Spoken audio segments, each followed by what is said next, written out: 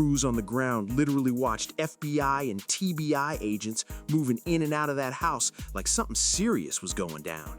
And when you check the Shelby County Assessor's site, it shows the property is owned by Lantrell Williams, which is both Pooh Shiesty's real name and his father's name.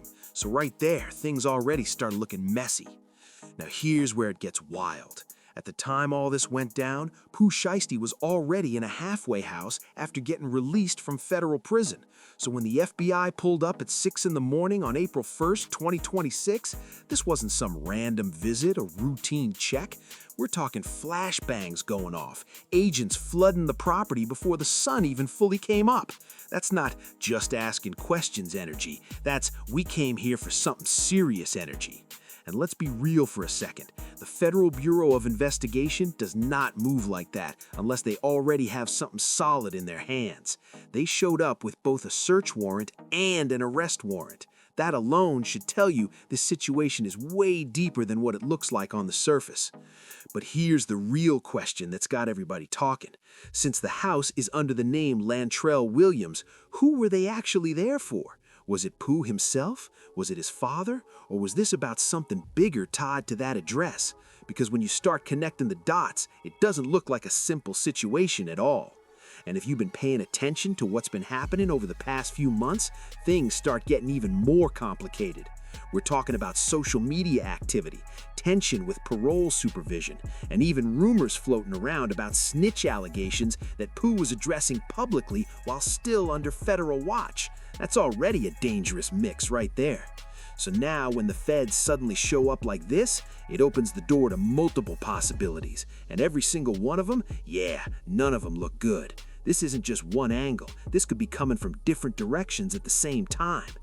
Now, to really understand why this raid hits different, you gotta understand who Pooh Shiesty is and the kind of history he already had before any agent stepped foot near that property. This isn't somebody coming in clean. This is someone who already had serious federal heat attached to his name. Pooh Shiesty, born Lantrell Donnell Williams Jr., came straight out of Memphis and blew up fast. We're talking one of the quickest rises in recent rap history. He linked up with Gucci Mane under 1017 Records, dropped Back in Blood, and that track went crazy.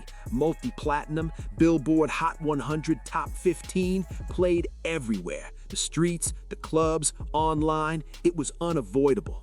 Then he dropped Shiesty Season in early 2021, and the hype just exploded even more. Everything was lining up perfectly for him, until things started going left. Because behind that success, legal issues were already stacking up. Back in October 2020 in Bay Harbor Islands, Florida, what was supposed to be a simple deal allegedly involving marijuana, codeine, and sneakers turned into a shooting. Reports say someone in his circle pulled out a weapon, 2 people got hurt, and Pooh got tied into the situation. And it didn't stop there. That same year in Memphis, there was another incident involving a firearm being discharged from a vehicle at a gas station. Then, in May 2021, things escalated again when he was accused of a firearm-related assault at the King of Diamonds strip club in Miami. During that chaos, it was reported that $40,000 literally fell out of his lap mid-incident. That's how wild the situation was. Now, once the feds stepped in, everything changed. Because when it turns federal, it's no longer a local situation. It becomes a whole different level of pressure. He got hit with serious charges, like conspiracy involving firearms tied to violent crimes, Hobbs Act robbery conspiracy, and discharging a firearm during a violent crime. At one point, he was literally facing life in prison. Not exaggeration, that was a real possibility on the table. But in January 2022, he took a plea deal. He admitted to conspiracy involving firearms tied to crimes and drug trafficking, and in exchange, some of the heavier charges got dropped. That deal saved him from a life sentence, but he still got hit with 63 months. That's over 5 years in federal prison. Then in April 2022, the sentence was locked in. Fast forward about 3 years, October 2025, he gets out early. Good behavior, time credits, all that played a role. His lawyer even told Memphis news outlets he was ready to jump right back into music. And for a minute, it actually looked like a real comeback. He dropped First Day Out, and that track hit number 12 on the charts in early 2026. The industry was backing him again, fans were locked in, and everything looked like it was back on track. But then, this happens. And here's the part a lot of people don't fully understand. When he got released, he wasn't fully free. The federal system doesn't work like that. He was placed under supervised conditions, meaning he was still being watched, still under rules, still under pressure. So now when you look at that FBI raid again with all this context, yeah, it hits way different. Because this isn't just about what happened that morning, it's about everything leading up to it. And that's where things start getting real complicated. Now this next part, yeah, this is where things start getting real technical and real dangerous at the same time. Because according to the Federal Bureau of Prisons, Pooh Shiesty was listed under the RRM Dallas Field Office with a projected full release date of April 11, 2026. And a lot of people hear that and think, oh, he's basically free. Nah, not even close. That's not full freedom. RRM Dallas isn't some random office. It's a federal re-entry management system that controls halfway houses and home confinement programs across its region. What that actually means in real life, you're still under the federal government's control. Let's break it down simple. You got rules, you got restrictions, you got a supervision officer watching your every move. And if you mess up, even just a little bit, they can pull you right back in like it's nothing. No warning, no delay, just boom, you're back inside. That's how tight federal supervision really is. And here's where it starts looking real questionable, because when you're under that program, you're usually not allowed to just move around freely between states. You're supposed to stay where they assign you. In his case, Dallas. But that house that got raided, that's in Cordova, Tennessee, Memphis. That's a whole different state. So now the question becomes real simple, but real serious. What was he doing there? Now lock in for a second, because this is where everything starts connecting. Despite being under federal supervision, Pooh wasn't exactly laying low. He was active, posting on social media, moving around, shooting music videos, and not quietly either. This wasn't hidden. This was public for the whole world to see. And yeah, that might sound normal for an artist trying to come back, but under federal watch, that's risky behavior. Because every post, every move, every appearance, it's all being seen, not just by fans, but by people who are literally monitoring you. But wait, it gets deeper than just posts. Back in late 2025, there was a moment that had the internet going crazy. Pooh jumped on a live stream with his associate Ben Don, just vibing like everything was normal. And then suddenly, his parole officer calls him during the live, not privately, not later, right there in front of everybody. And according to what people saw, he got checked for not being home. That clip spread everywhere. Memes, jokes, people saying he was about to violate his terms, the whole internet ran with it. Now officially, nothing public came out of that moment. No confirmed violation, no paperwork dropped that we know of. But here's the thing people don't understand. The feds don't need to announce anything for you to be on their radar. The second your parole officer is calling you live on camera, you just made yourself visible on a whole different level. That's the tension you do not want when you're still months away from full release. And just when you think it can't get worse, yeah, it does. Because days before this raid, Pooh went online to address something serious. Allegations that he snitched during his federal gun case. And in the hip-hop world, that kind of label, that can stick forever. So instead of staying quiet, he decided to speak on it publicly. He pulled out paperwork from his own indictment, showed it on camera, and basically tried to clear his name in front of millions of people. He even captioned the post, "Traumatized, they don't know the half." And in the video, Pooh Shiesty said they smacked us up with more charges, thinking that would break us and make us. 3 of the most solid you will ever see name on a piece of paper. Now pause and really think about that. You're still under federal supervision. Your official release date hasn't even hit yet, and you're going online talking about your case, your charges, your co-defendants, putting all of that out there for the public? That's not low-key behavior. That's the kind of move that gets attention fast, because anything you say online, it's documented, it's recorded, And guess what? They don't need a warrant to see it. You posted it yourself. So now look at the timeline. You go public with sensitive case details, and just days later, the FBI shows up at your family home at 6 in the morning with flashbangs. I'm not saying that's the direct cause, but come on now. That timing is way too close to ignore. That's the kind of coincidence that doesn't really feel like a coincidence. And now, here's where things flip even more. Because everybody's assuming this raid was about Pooh, but what if it wasn't? Let's break this down like a detective for real. The house that got raided, it's a 4-bedroom, 3.5-bath property in Cordova, a suburb of Memphis. It was reportedly purchased for over $650,000 and is officially listed under the name Lantrell Donnell Williams. Now here's the key detail. That name doesn't just belong to Pooh Shiesty. It also belongs to his father, Lantrell Williams Sr. And that right there changes everything. Because from the federal perspective, if a warrant says Lantrell Williams, that doesn't automatically mean they're coming for the rapper. That could be the father. That could be a completely separate investigation tied to the same name. So now the question isn't just, why did the FBI show up? It becomes, who were they really targeting when they pulled up to that house? Because depending on that answer, this whole situation could be way bigger than people think.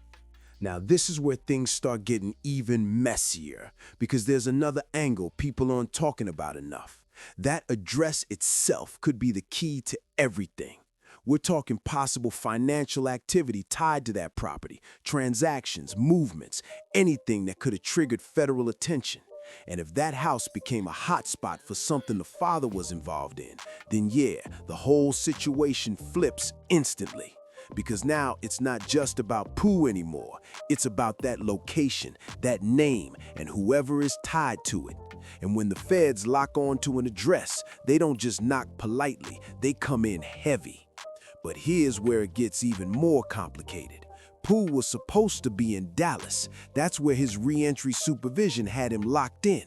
So if the FBI specifically wanted him, why hit the Memphis house? That doesn't line up clean at all. So now you're left with two possibilities. Either they had reason to believe he was physically there when he wasn't supposed to be, which is already a violation by itself, or this raid wasn't mainly about him at all.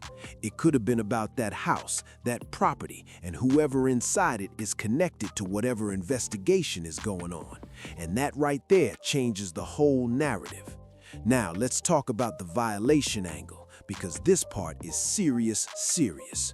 Federal records had him scheduled to stay in Dallas until April 11th, so if he was actually in that Memphis house when agents showed up, and let's be real, the FBI doesn't pull up with flashbangs to an empty house, then his presence alone could trigger a violation. And not a small one either. We're talking supervised release violation tied to a federal firearms case. That's heavy. They don't play with that. Because once you violate under those conditions, they can send you right back to finish your sentence and add extra time on top. No hesitation, no mercy, just straight back in. And that's before we even get into what the actual investigation might be about. Now here's another angle that deserves real attention, the online activity, because people keep acting like social media is just entertainment. Nah, not when you're under federal supervision. You are not a regular citizen at that point. Your supervision officer can see what you're posting, where you're going, who you're interacting with. Everything is being watched. So when Pooh went online, pulled out his indictment paperwork, and started talking about his case and his co-defendants publicly, that wasn't just content. That could be seen as evidence. Depending on what was said and how it was said, that kind of move can be interpreted in multiple ways. It could be framed as violating supervision terms. It could raise concerns about interference, or it could simply flag his entire situation for renewed attention from prosecutors. And here's the thing people don't get. The internet moves fast. People forget things in hours, but the federal system, they don't forget anything. They don't move fast, they move precise. So now let's look at where everything stands right now. As of this morning, nobody officially knows who got arrested. The FBI confirmed they executed both a search warrant and an arrest warrant at that property. The Tennessee Bureau of Investigation was involved too. Flashbangs were used. Agents were going in and out of that house for hours, and yet complete silence. No statement from Pooh, no statement from his family, no word from his team, nothing from 1017, no comment from his lawyer. And that silence, yeah, that says a lot. Because when it's something simple, people talk quick. We've seen that before. Back in early 2026, when rumors started flying that he got arrested again, his team shut that down almost immediately. His label reached out to outlets, media personalities spoke on it, and Pooh himself came out and said he wasn't locked up. That situation got cleared up within hours. But this time, nothing. No clarification. No, it's not what it looks like. Just straight silence. And that's a completely different type of energy. Because when lawyers step in and tell everybody to stay quiet, it's usually for a reason. That means whatever's going on is either too complicated to explain fast or too serious to risk saying the wrong thing.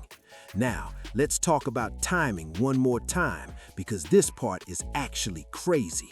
His full release date was April 11th, 2026. This raid happened April 1st. That's 10 days away from being fully done with the federal system. No more check-ins, no more supervision, no more restrictions.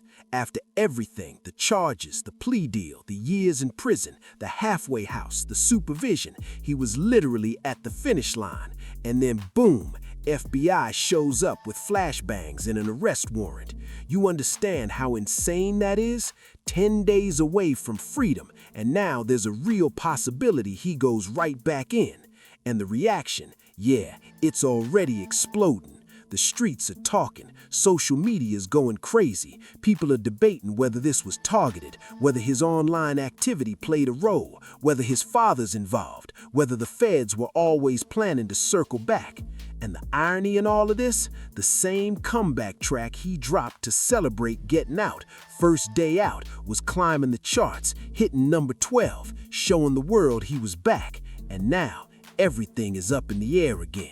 And that's what makes this whole situation hit even harder. Because the record was literally called First Day Out. And now you got people online already joking about a part 2. But this time, nah, the energy is completely different. Nobody's really laughing like that anymore. Because this isn't rumors. This isn't speculation. This is federal agents at a real house with real warrants. So let's zoom out for a second. Because this ain't just about Pooh anymore. This is a pattern. And if you really follow what goes on in hip-hop, you already know what kind of pattern this is. The federal government does not forget. That's the biggest takeaway from all of this. Local cases, they come and go. State cases, they get handled, dismissed, settled. But the feds, they build files. They track everything. They watch quietly, and they wait. They don't rush. They don't react emotionally. They observe. Social media, movements, communication, everything gets logged. And then the moment something crosses their line, they move. And when they move, it looks exactly like this. 6 in the morning, flashbangs, full operation. Now look at everything that was stacking up around Pooh.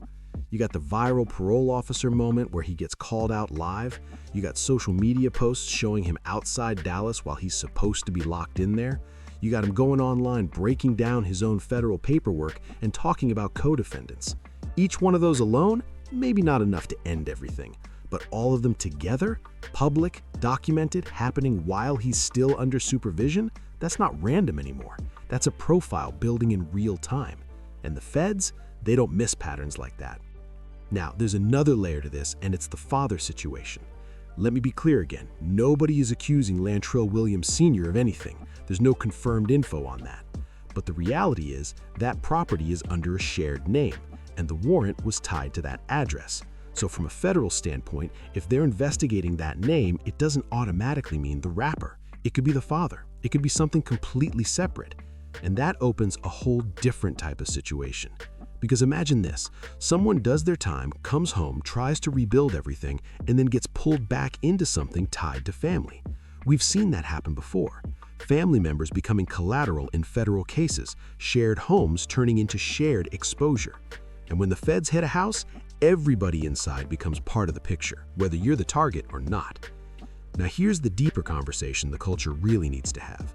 When you come home from a federal case, you are not free the way people think. You're under a microscope. Every move you make, especially publicly, is being watched by people whose job is literally to find reasons to bring you back. And that's the trap. Because on one side, you want to live again. You want to show people you're back. You want to clear your name, respond to rumors, post, move, be active. That's human. But on the other side, that same behavior can be exactly what puts you back in the system. And that's the line that's so easy to cross without even realizing it. Now, whether Pooh moved careless or whether something bigger than him pulled him into this, we don't fully know yet. But what we do know is this: 10 days before his full release, 10 days, the FBI shows up at his family home in the dark with flashbangs and federal warrants. That's not something small. That's not something you just explain away in a tweet. That's serious. And depending on what comes out next, whether this is about him, his father, a violation, a new case, or a mix of everything, his future right now is completely up in the air. Music, freedom, everything. And you already know this story's just getting started. The moment more details drop, who got arrested, what the charges are, whether Pooh himself is involved, it's gonna change everything. So stay locked in. And if you made it this far, go ahead and hit that like button, subscribe, and turn on notifications so you don't miss the next update when this situation unfolds. And I want to hear from you too. Do you think this is really about Pooh, or do you think his father might be the real target here? And do you think that social media video played a role in bringing all this attention back on him? Drop your thoughts in the comments, because this situation, yeah, it's far from over.